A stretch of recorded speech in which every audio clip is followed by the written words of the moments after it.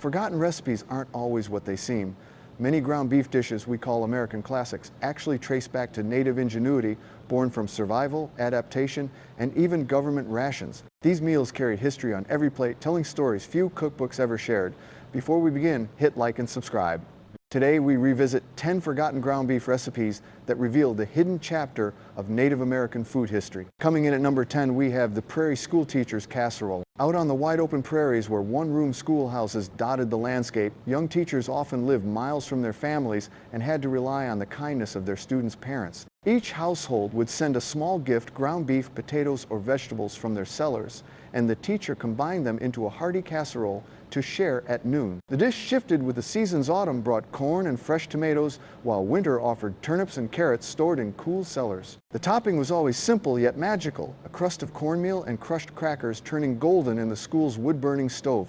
These casseroles weren't just food, they were gestures of care, teaching children that community meant looking after one another. Some teachers became legends for their recipes, which found their way into family cookbooks alongside spelling lists and multiplication tables. Today, that casserole stands as a symbol of rural resilience and neighborly love, warming more than just stomachs. If this journey through forgotten ground beef recipes brought back memories, hit like and subscribe your comments. Keep these stories alive and help preserve a taste of America's past. Coming in at number 9, we have the mining town meat pockets.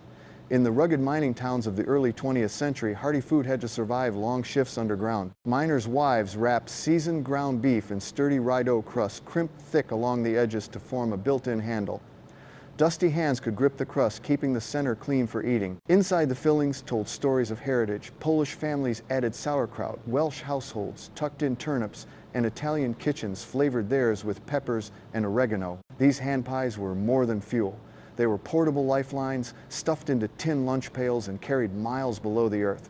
Biting into one during a short break gave miners not just calories, but comfort from home. The flavor was resilience itself, sealed into pastry strong enough to endure the journey. Though factory-prepared lunches eventually replaced them, the image of a miner unwrapping a warm meat pocket by the glow of a lantern still lingers as one of America's most human food traditions. Looking back at the railway turnovers, the church beef squares, and these mining pockets, if you could sit down to just one of these working-class classics, which would you choose? Coming in at number 8, we have the church supper beef squares. Picture a church basement in mid-century America filled with the clatter of pans and the hum of conversation. Women in aprons layered seasoned ground beef, tangy tomato sauce, and cheese into enormous casseroles, marking each pan with toothpick flags to ensure every square was cut the same size. These weren't just meals, they were equal portions of comfort designed so no neighbor went hungry and no child felt left out. As the service upstairs wound down, the scent of beef, oregano, and celery salt drifted through the sanctuary, tugging at worshipers' attention.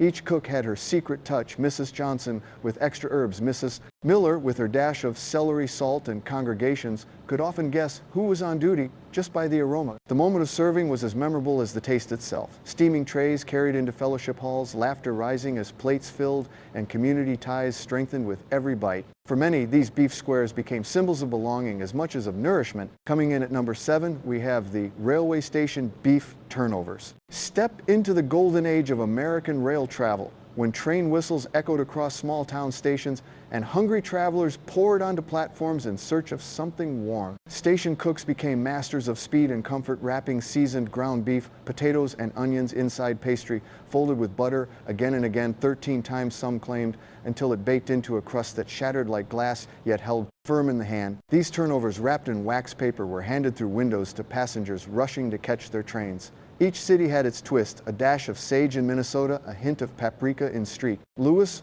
or a spoonful of extra onions in Chicago. Eating one wasn't just about the flavor, it was about the moment standing on a platform with steam rising from the engine and a warm turnover in your palm. Though dining cars and fast food chains would later take over the memory of those flaky beef-filled hand pies, still clings to the romance of rail travel. Coming in at number 6, we have the Victory Garden beef pie.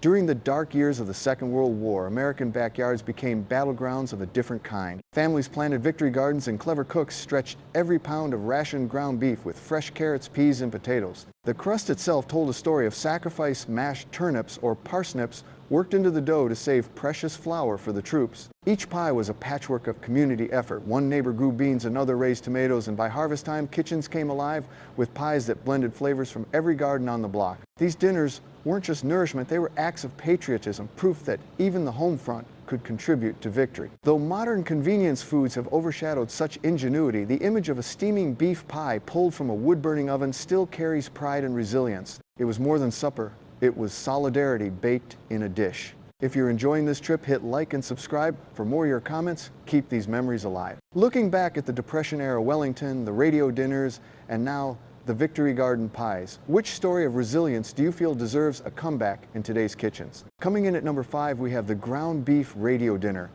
Imagine the living room in the 1930s, the radio glowing softly, families gathered around in anticipation of their favorite evening program. In the kitchen, a skillet sizzled with ground beef, vegetables, and seasonings, timed perfectly to match the rhythm of the airwaves. Onions hit the pan just as the first punchline from Jack Benny drew laughter, and by the climax of the mystery drama, dinner was ready to serve. This dish was less about the recipe and more about ritual.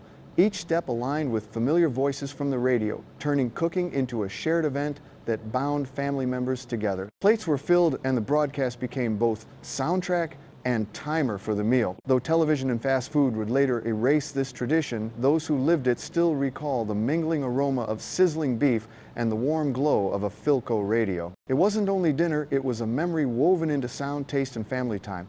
Coming in at number 4, we have the Depression-era meatloaf Wellington. Step back into the 1930s when families faced bare cupboards but still yearned for Sunday elegance. Inspired by the classic beef Wellington, resourceful home cooks transformed ground beef into something that looked far more expensive than it was. Instead of costly puff pastry, they rolled out simple dough made from flour, water, and whatever fat was on hand, layering and folding until it baked golden and flaky. Inside, the seasoned meatloaf carried onions, breadcrumbs, and herbs, stretching every ounce of beef into a centerpiece worthy of pride. Patterns were scored into the crust from wheat sheaves to crosshatches, small marks of artistry that lifted spirits at the table. It wasn't just survival food, it was dignity preserved in difficult times. For families who lived through scarcity, cutting into that crust meant forgetting hardship, if only for a meal. Today, the memory lingers as a reminder of American creativity, when hope was baked right alongside necessity. Coming in at number 3, we have the Cincinnati-style chili mac. Picture the bustling streets of Ohio in the mid-20th century where Greek immigrants stirred up a dish that puzzled and delighted all who tasted it. Ground beef simmered in a sauce laced with cinnamon cloves and even a touch of chocolate, then ladled over a bed of spaghetti. Beans, onions, and a mountain of shredded cheddar crowned the plate, creating the famous five-way that drew lines of hungry diners stretching down the block. The secret, whispered from cook to cook, was a splash of red wine vinegar, just enough to cut through the richness and make the spices sing. Each chili parlor guarded its recipe like a family heirloom with subtle differences that gave every neighborhood its signature taste. Over time, faster food trends and simplified chili recipes dulled its prominence, but those who remember still swear no modern dish compares to the layered warmth of a true Cincinnati chili mac. Looking back at the foil-wrapped hobo packets, the elegant Swedish casserole, and now this exotic Midwestern chili, if you had to choose one to bring back to today's dinner table, which would it be? Coming in at number 2, we have the Swedish potato beef casserole. Step into a Minnesota farmhouse kitchen where Swedish immigrants layered comfort and tradition into a single dish. Imagine paper-thin slices of potatoes brushed with a creamy white sauce, touched with nutmeg and white pepper, carefully overlapped to form a quilt of flavor. Between those layers rested seasoned ground beef, its juices seeping down to mingle with the potatoes in the oven, creating a feast that stretched far beyond its humble ingredients. This wasn't just food, it was art. Families scored the top with delicate patterns, each slice revealing not only flavor, but also pride passed down from generation. The casserole brought elegance to holiday tables, proving that even modest ingredients could feel like a royal banquet when treated with care. While changing taste and faster recipes eventually pushed it aside, the memory of its rich aroma and golden layers still lingers in family cookbooks. It wasn't merely dinner, it was heritage baked into every bite. If you're enjoying this trip, hit like and subscribe. For more, your support keeps these forgotten flavors alive. Coming in at number 1, we have the hobo dinner packets. Picture yourself in the 1930s when every penny mattered and families clung to clever ways of turning scraps into suppers. Railroad workers carried these foil-wrapped treasures, ground beef patties tucked with carrots, potatoes, and onions, straight to the campfire. When unwrapped, a cloud of savory steam would rise, warming cold hands after long hours on the tracks. What made them unforgettable wasn't just the beef, but the way vegetables released their juices, tenderizing the meat into pure comfort. Many cooks even slipped in a pat of butter and a sprinkle of dried thyme before sealing the foil, creating a sauce so rich it felt like luxury in hard times. Though born of necessity, these packets soon became favorites at backyard cookouts and scouting trips. Families gathered around the fire, waiting for that magical hiss as the foil was opened, a sound that meant dinner was finally ready. It was more than food, it was an experience, a little ceremony of unwrapping warmth and flavor together. History isn't just in textbooks, it's in the meals that once sat on family tables carrying stories of survival, creativity, and community. These forgotten ground beef recipes remind us that food is memory, culture, and resilience all at once. Which of these dishes surprised you the most? Share your thoughts below, because every comment helps keep these traditions alive.